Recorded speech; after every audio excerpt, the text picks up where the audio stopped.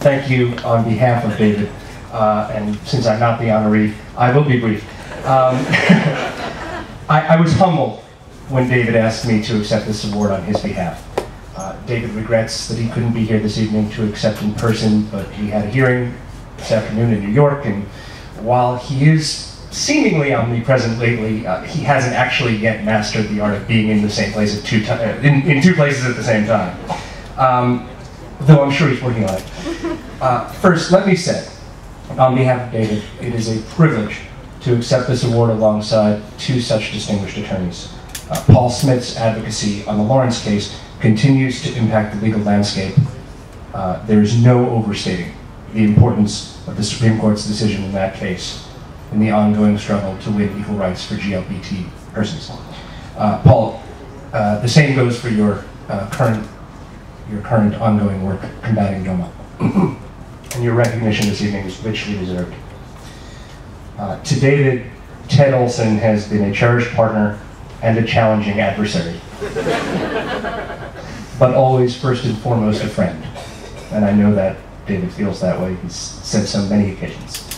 I also know that he's looking forward to settling your score in the ongoing NFL dispute. But for tonight, he congratulates you. Let me add personally, being a part of the trial team seeking to overturn Proposition 8 was the single most thrilling experience that I could have hoped for in my as yet short professional career.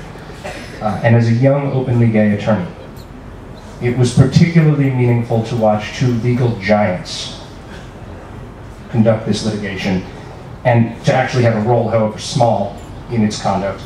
And to share this experience with what has to be one of the finest trial teams ever assembled.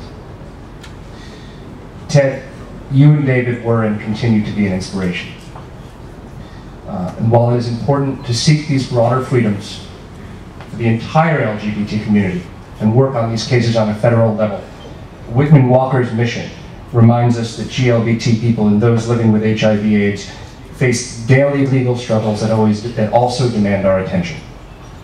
The work of Whitman-Walker's Legal Services Program, combating workplace discrimination, securing health insurance, seeking asylum for GLBT immigrants, makes a valuable difference in the day-to-day lives of GLBT people as individuals and as a community, and demands acknowledgement of its own. So the recognition you've bestowed upon David, Paul, and Ted this evening is wholeheartedly reciprocated with most profound gratitude. Thank you.